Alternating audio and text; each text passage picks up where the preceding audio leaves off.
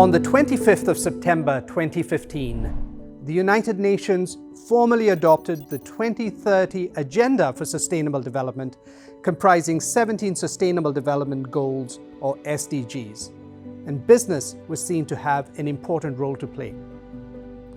At the time, I had recently moved to Shanghai to join the faculty of China-Europe International Business School, and since then, through my teaching and research, I have been fortunate to encounter managers and entrepreneurs pursuing profit-seeking activities with relevance to the SDGs. Here are a few glimpses of some of them.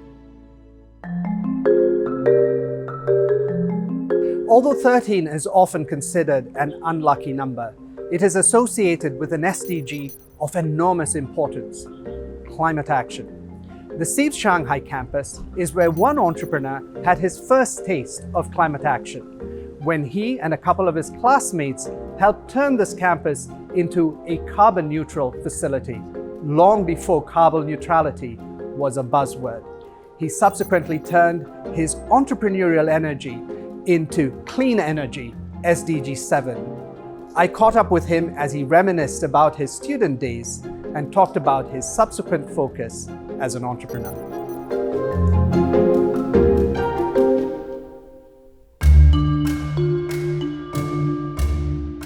Talking about the project we have done in campus like 2011 to 2012, actually at that time we take leadership classes. So Eric and Robert, of that time classmate, we think about this idea to make CEIBS campus to become carbon neutralized. We do a lot of research. We think this is a perfect right for the MBA students to do in the campus. So the first step is that you need to calculate how many tons of carbon released from this campus every year. So when we finished the first step, we invited the SDGs organization to give the audit on this number. They need to be accurate and fair. So after the first step, we take the second step is to do the carbon reduction. So we persuade the teachers, the professors, the students, everyone to join this kind of activity. Like when you go to classroom, you surely make yourself to turn off the lights. This kind of very small actions. We even do plant trees in Neimen province to reduce carbon. So after the second step, we need to take the last and the most important actions to finish the project is the carbon neutralization. For the rest part of carbons that you cannot reduce, surely you cannot reduce, you need to buy some green quota. As the students, actually, we do not have efficient money to buy the buy the carbon quota. So we talk to some classmates in the campus, some companies. They are very interested and they very supportive activities. So like 2 or 3 firms, they very generously donate money for us to buy the green quota to neutralize this kind of carbon. So after all these 3 steps, we make CEIBS in 2011 to 2012 to become a carbon neutral. Actually, it is the first carbon neutralized MBA campus in all the world. As MBA students, I think most of us, we have this kind of pursuit for entrepreneur experience. You need to make a choice which direction you want to go. Second, how you do this, how you to become a entrepreneur, what kind of value you can make during your entrepreneur experience. So we go to my friend company in Xi'an, Shanxi province. This firm, they have a good and solid foundation of technology. This technology is like renewable energy products, like a turbine and compressors kind of products. But the lack of sales experience, the lack of management experience. Right. They are doing good, but not so good at that time. So we talk a lot, and by the end we take action to merge this company, to become a new one. We call it the Shanxi New Energy Company.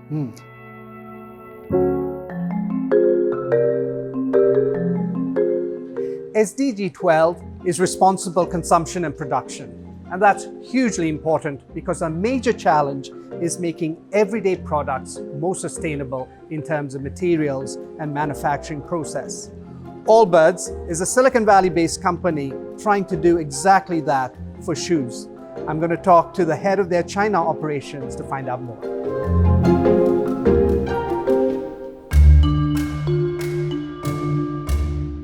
Allbirds is an innovative, I would say, sustainable lifestyle brand. So reversing climate change through better business is our North Star. So really our mission, before we're talking about the product, is really about helping the planet and people to tread lighter.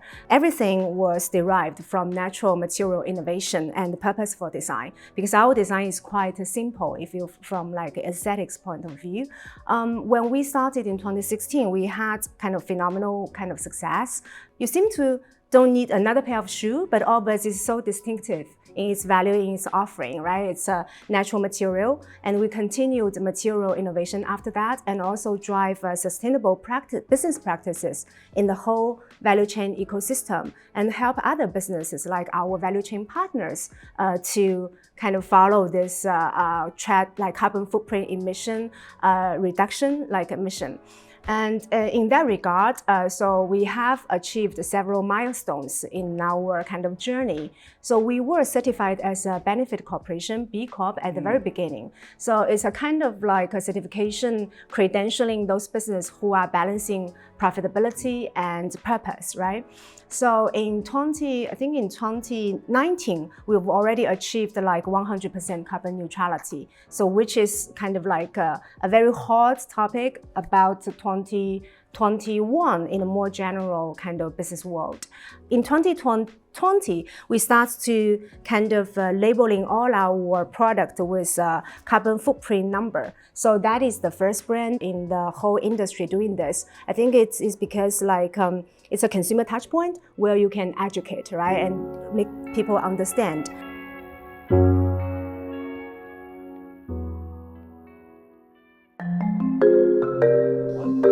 Shanghai is a place of many opportunities, but it can get stressful, and getting away for a few days is always a good idea. Naked Group has built resorts like Naked Castle, about 3.5 hours away, on the site of a castle built by a Scottish missionary in the early 1900s. They try to do things in an environmentally friendly way and in a way that generates local employment, all very SDG focused. I'm going to find out more.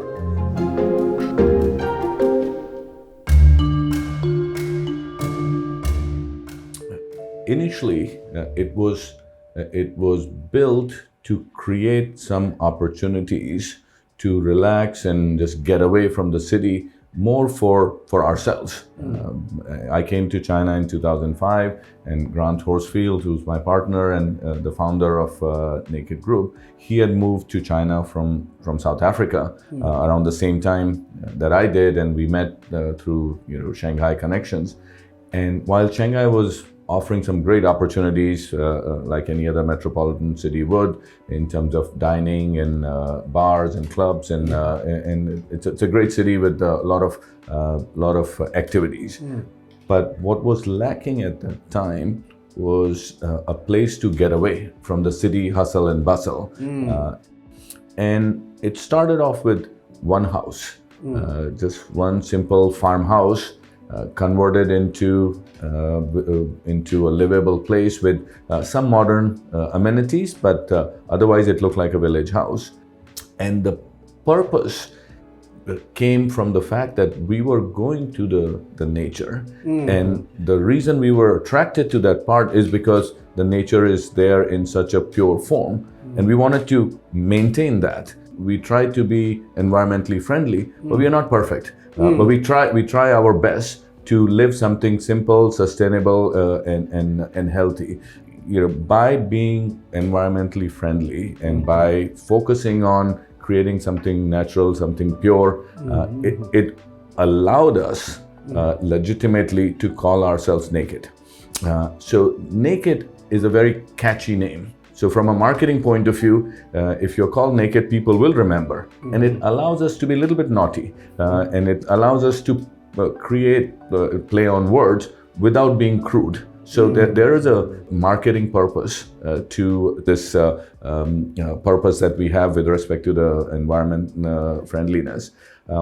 Also, a purpose-driven organization will fail if it doesn't produce profits. Because for it to be sustainable from environmental sense, it needs to be sustainable from economic sense.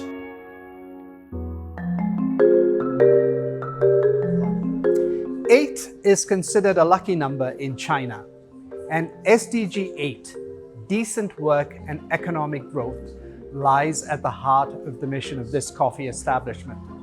Shanghai has no dearth of coffee shops, but what makes this place stand apart is that its German entrepreneur Eric Baden uses coffee beans from China's Yunnan province, where he makes dedicated, intentional efforts to help less well-off coffee farmers grow high-quality coffee beans so they can earn a decent livelihood. I sat with Eric to find out more.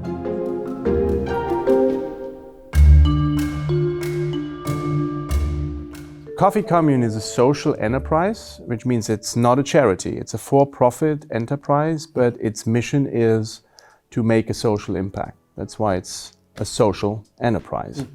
Our passion is for doing really good coffee from seed to cup, so the whole business chain, but with the purpose of impacting the lives of transforming farming communities in Yunnan. I went to Yunnan to really learn it all from scratch, like from growing the coffee, processing the coffee, roasting the coffee, and operating as a barista and a cupper. Right. So now I'm a coffee cupper by profession. And being there in Yunnan just happened to be that the school was operating in Yunnan in Pu'er. I actually saw firsthand the plight of particularly small landhold farmers. I don't presume I can myself single-handedly change all that, but I knew this takes some very serious operation. So I had to make a decision. I said, all right, is there a viable business model with which I can engage for the purpose of transforming these communities? Not for the purpose primarily to become a successful business person. Becoming a successful business person, running a profitable business is the means to the end of transforming these farming communities. So they lack the knowledge of what to do to really make really good coffee. They know how to grow coffee, but nobody ever taught them how to do it in a way that you get really premium qualities. They lack the resources, the financial resources, to invest in the good equipment that you need in order not to damage the beans and in order to get the best out of them as you process them. And then, of course, what they need is they need a road to market. They are up there in the mountains, illiterate as far as it comes to any language other than their tribal language. They speak, many of them speak some Putonghua, some Mandarin, but typically even that is patchy. So they speak their tribal languages. They're minorities, most of them, but the vast majority of these small farmers are minorities. And so they have no way of participating in this international industry, in this business chain. So we need to provide that for them as well. A common thread in these conversations has been the importance of partnerships, in particular of non-traditional allies coming together, which seems to be an important part of the last of the SDGs, SDG 17, partnering for the goals. Very importantly, we used kind of a partnership like a lot on product level and on marketing communication level. The reason why being we can't spend money lavishly given our P&L situation. So we have to be smart at how can we elevate our awareness very quickly. So for example, like 2 years ago, we had this cooperation with NIO. NIO, so it's an electrical car brand in China. So they are also very strategically focused on sustainable kind of ESG strategy. So they have a blue sky lab, which using the remaining parts of the car manufacturing process, they collaborate with designers or brands to create co-creation like product offerings dedicated to their own kind of new life users, which is about like 4, 5, or 6 million kind of app active users. So we co-engineered a product using the remaining part of the seatbelt embedded to our shoes. And this project has been done just in 10 months, which normally the process of creating a new product takes about like 20 months. One type of partnership that can be very useful are partnerships between smaller companies and large corporations, something I've done a lot of research about. Very, very important, because as a new start companies, you lack of project experience, and the external field, they don't know much about this new company. So you need to collaborate with some big names to let the external companies know you are good at what you are doing, and those large companies want to cooperate with you. It's a very important way to show the society that you can do this well. Otherwise, the big names will not cooperate with you. So first, at that time, we cooperate with MAN. And these very big names from Germany for like 3 years, which we developed the Mutual Technology Foundations. And by now, we have also cooperated with Shanghai turbine generators, which is the biggest turbine producers in China. Why those big companies want to cooperate with very small and beginning companies? They need to also look at your technology and your team. At the beginning, it's very difficult for you to approach those big names. But as long as you have a very good technology, you show them that you have the right assets to do the business. It's very, very important. So after several times, they will know you. They will have opportunity to work with you.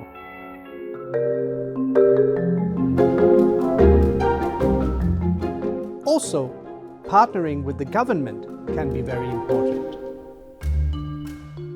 Whether it's China or Africa or India, I think to a certain extent that local buy-in and local pride and local fulfillment becomes very key to the success of whatever project you may do. So, and the local governments play a critical role in creating some of the foundational work that's needed. So getting that support from the local government. And why is it important for the local government to support something that may seem like it's a corporate benefit? You're doing it to make money, so to speak.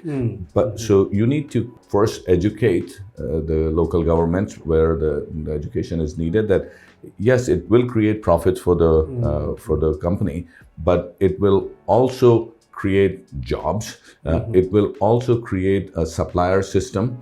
It will also bring people from outside of that local area, from the large cities. Now, when we got started in Moganshan, there weren't that many people who were actually living there, not young people anyway. And mostly people were 70 years and older. The young adults had moved to big cities because the jobs were in the big cities. But if you bring back jobs, it also brings back people, because now they can live in their ancestral homes with their parents and their children, and they can make a meaningful earning within the city. And building a partner ecosystem can help to deliver a stronger value proposition. We've been able to secure a network all around the world, literally on all continents except Antarctica. Roasters, specialty grade roasters, who are joining us as resources. We will send them samples of what our little farmers, our small scale farmers, are producing under our supervision, according to a very stringent protocol. And they will roast this coffee, cup this coffee, give us feedback as to how they see this coffee, if they would buy it and why, or if they would not buy it and why. Right. And that's where we want to get Yunnan coffee. that it's internationally perceived as a special coffee, as a coffee that has its own characteristics that are desirable characteristics, that people would say in a coffee shop, hey, do you have any Yunnan? I'd like to have a Yunnan pour over. Looking back, the world seems very different from September 2015. The 2020s were meant to be the decade of action, but the pandemic, geopolitics, and other disruptions have meant that we are not on track to achieve the SDGs, and the optimism of 2015 has faded away. And yet, even though business has been a big part of the problem and not done enough to help, it would be far too cynical to assume that business cannot be part of the solution, as we've seen from these examples. It is my hope that businesses in Shanghai and around the world will get inspiration and hope to recognize this. Business needs to be a force for good to help us address the Sustainable Development Goals.